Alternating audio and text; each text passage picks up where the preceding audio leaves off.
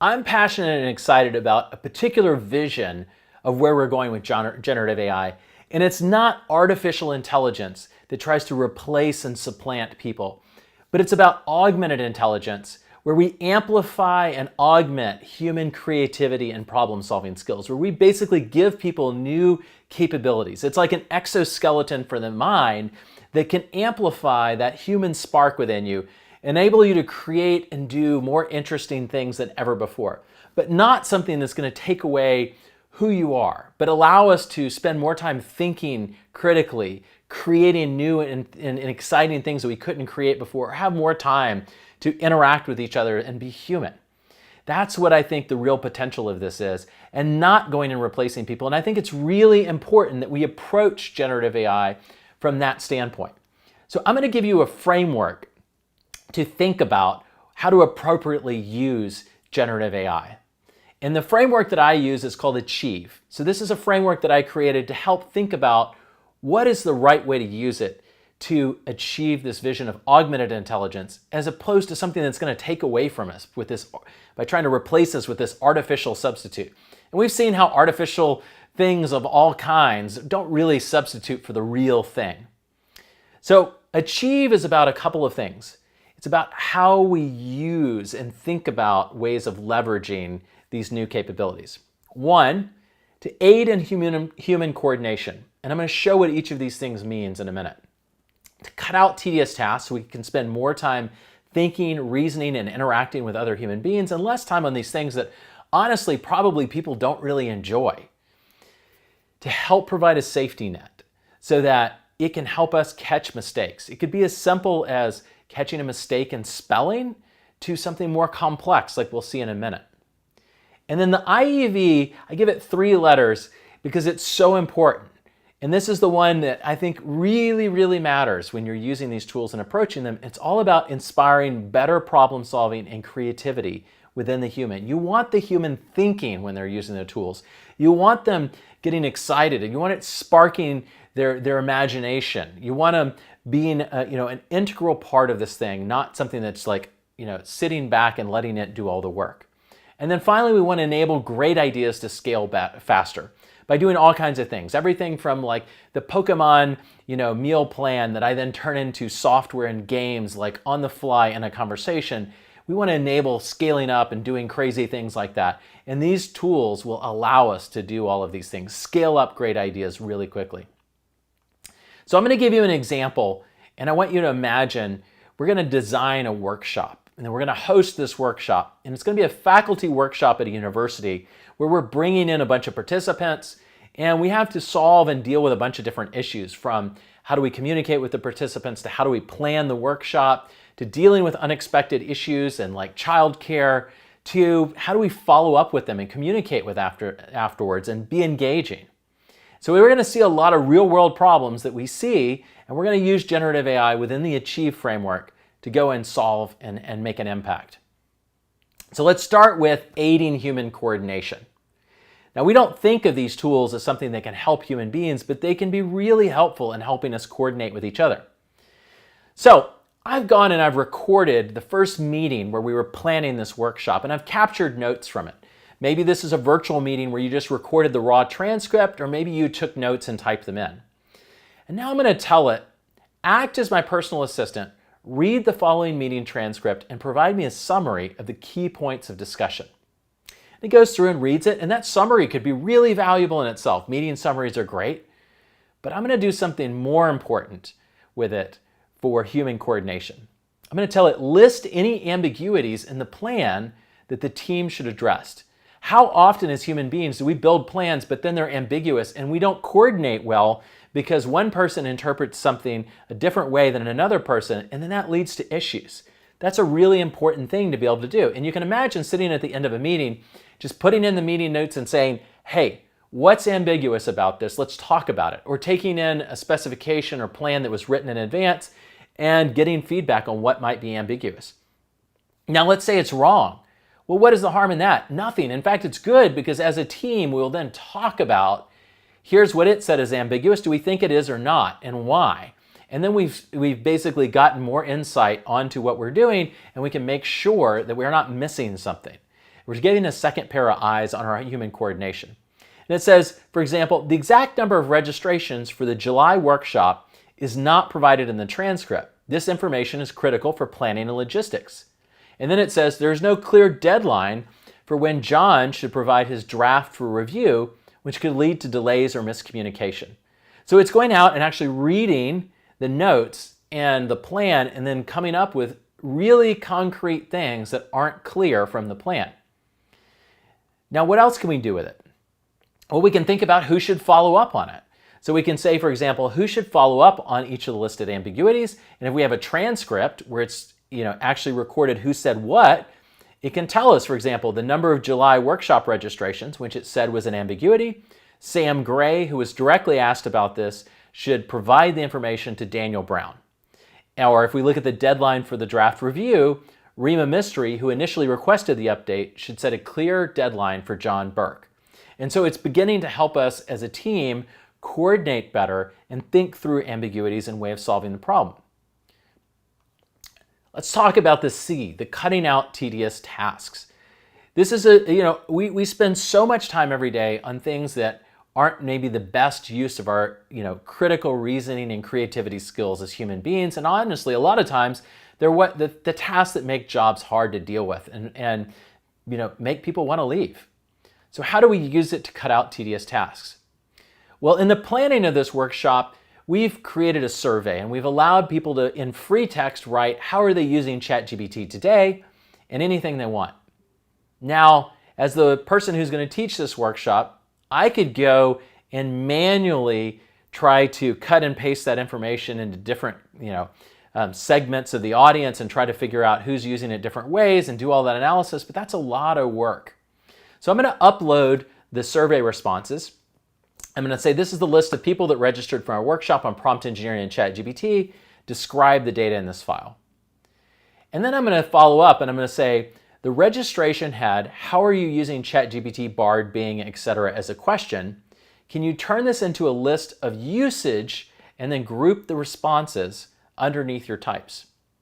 And so I'm asking it to look at that free text response and categorize or group people together and group their responses under these different categories. And so it comes back with categories like not using it yet, not using it at all, and it groups all the different responses under different categories automatically. Now I could have copied and pasted and come up with all these categories and done it manually, but I want to spend my time thinking about my audience and thinking about how best to communicate with them. And then I can go and I can think about, well, let me think of other ways of grouping, and I can quickly have it regroup everything so that I can look at it in different ways. And this is one of the real powers of the tool, is I can quickly go and look at different groupings. And before, it would have taken so much time, so much tedious cutting and pasting and reorganizing that I wouldn't have explored many different ways of segmenting my audience and understanding them. But now I can just say, give me 3 more possible groupings, and it says, okay, well, here's a grouping by specific task. Not using it, writing and communication, coding and development, research and teaching. And I could then follow up and look at those and look at the individual responses and have it shape all of that. But the key is it gives me more time as a human to think about how I'm going to interact with these other human beings. It's taking away that tedious task so I have more time for the thing that really matters. Let's talk about help providing a safety net. This is something really powerful that we can do is, we have to worry about, as humans, making mistakes all the time. And we'd like to try to make it less likely that we would, or that we can catch them.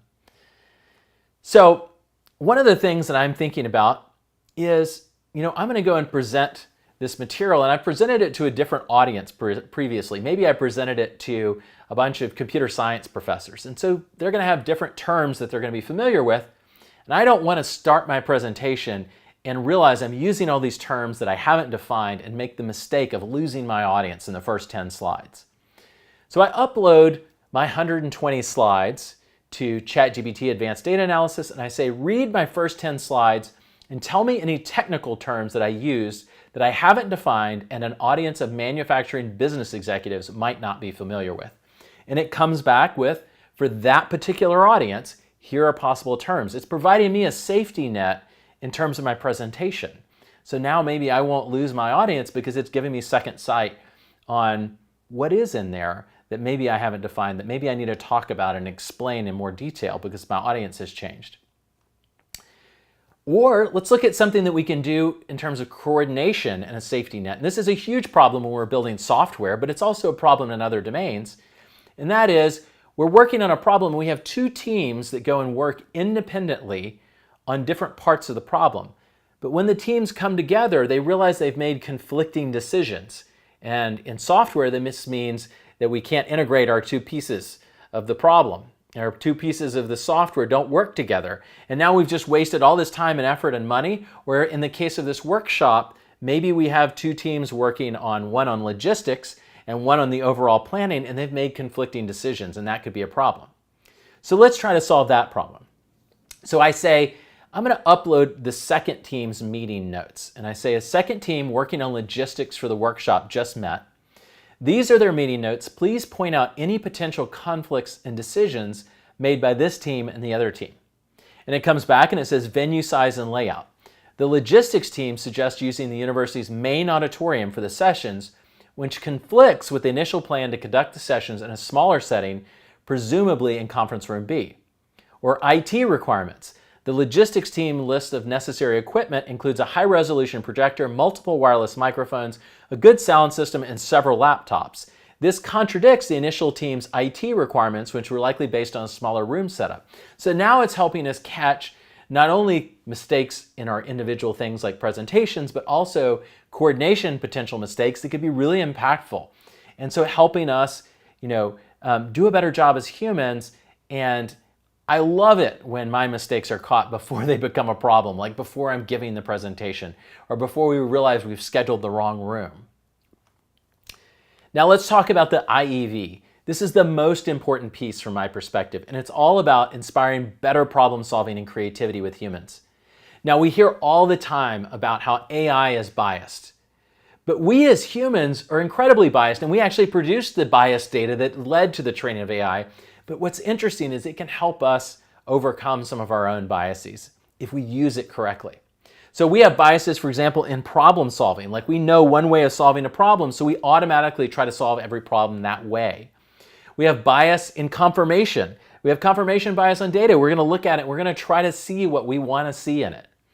And so one of the uses of generative AI is to help us think outside the box, to be more creative and inspire new ways and new solutions. So we've got an interesting problem with our workshop, and that's that we need to provide childcare. And we've looked at using our audience segmentation from our free text forms, and we've realized it's all fourth graders, and it turns out they're all interested in Pokemon. Well, can we build some interesting, content that goes along with what their parents are learning, but is appropriately targeted to this younger audience? So we say, please provide 3 different 90-minute lesson plans for teaching large language model concepts to fourth graders using Pokemon examples and hands-on exercises. And it comes back with different lesson plans, like what is a large language model and how it works. Imagine a game where you describe a Pokemon and I have to guess which one you're thinking of. The better your description, the easier it is for me to guess. Highlight how a large language model is similar. It tries to guess the next word based on the words that it's already seen. So what it's doing is it's then giving us ideas that we can go and inspire. We're not going to just take them. We're going to use them as draft output that we as humans respond to, we edit, we improve on it. And in fact, that's one of the most important things that you as a user of this need to know, is that you have to engage with it, you have to take it as draft, and you have to improve and iterate and work on it. You have to inject your thinking and creativity into the process. Otherwise, you're going to be automated out, realistically. If all you're doing is copying and pasting quiz questions in and getting the answers to cheat, you're not going to be employable long term. But if you're somebody that goes in and engages with the tool in creative and interesting ways, if you view the output as draft and you're going to edit and refine it and improve on it, that is the philosophy that you need to have with the tool, and that's the philosophy we need to encourage with people is don't take it for face value. Take it and really look at it, really understand if there are flaws, really do your work to improve it, and then get really creative and insightful and use it to solve bigger and better problems. Now, let me give you another example of this. I've got these 120 slides, and I'm going to upload them, and I'm just going to ask it to summarize them. But then I'm going to do something that's really valuable. After this summary comes in, I'm going to go and say, act as a skeptic of everything I say in this presentation. find flaws in my assumptions, assertions, and other key points, and then generate 10 hard questions for me. And what does it do? It comes back with, here's the assumptions you're making in your slides. You have the assumption that ChatGPT and similar tools will bring incredible increases in productivity. Question, isn't it possible that these tools might also introduce new challenges and inefficiencies, such as the need for additional oversight or the risk of misuse? And that's a great question, and I should address it. And by going in and using the tool, it's inspiring me to think more critically, to get outside the box of my perspective on this particular content and start improving and thinking. And it's not replacing me, it's making me think. And then I respond and I think about how to address that question. That's a fundamentally new capability. Now let's look at the E, enabling great ideas to scale faster. Now we've seen a lot of examples of wild new capabilities and things we can do, but I want to talk to you about this one. So I'm imagining at the end of this workshop, I want to go and I want to send personalized emails to every single person to get them excited about ChatGPT or generative AI or Claude or whatever it is that I want. And I need some way of engaging that audience. So I come up with this idea. It would be awesome if in every one of my emails, there was a custom prompt that was specific to that person's department and what they do that showcased something that you could potentially do with ChatGPT.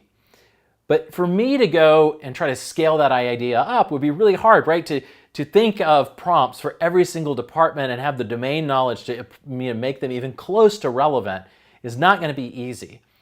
And how do I do that as an individual person? Well, using a tool like this, I can scale that idea up. So I say, I'm going to create customized post-workshop emails for every attendee, and I'm just following up in the conversation. I want you to create a list of interesting ChatGPT prompts and ways of combining large language models with each discipline or department. And basically, I'm telling it, generate prompts that people could then take out of those emails, copy and paste into ChatGPT and see it doing something interesting and relevant to them to help get them excited to go and engage. But also notice what's happening. We're asking ChatGPT to come up with ideas for how other people could talk to itself. It's how would people go and talk to ChatGPT? It's proposing ways that you could talk to it. That's a wild new capability. That's transformative. And it comes back and it has a whole bunch of different ideas, and I'm going to zoom in on two of them. So here's the marketing prompt that somebody from marketing could cut and paste. Design a comprehensive marketing campaign for launching an eco-friendly product incorporating digital and traditional channels. And now they could copy and paste that out of the email and see it doing things that are relevant to their domain. Or alumni relations. Outline a year-long engagement strategy to reconnect with alumni, including events, communications, and collaboration opportunities. They could copy and paste that out of the email. Now, if I had to go and think of all those ideas from scratch and write them all down, I couldn't scale this idea up. Now, the important thing was the idea, the template that I had in my idea of how I would do this. And then I'm using that template to scale up. And it's all about that ability to go and scale things up. It's all about augmented intelligence, not about replacing people, not about this artificial substitute. It's about that exoskeleton for the mind and using it through the Achieve framework to augment and amplify our creativity and problem-solving skills so we can put that exoskeleton on and do amazing, amazing things. So what's coming next is the tools. Now, we've done all of this so far with basically cutting and pasting in and out of a chat interface. But the future is going to be in these tools that integrate generative AI into the tools we use in the workplace every day.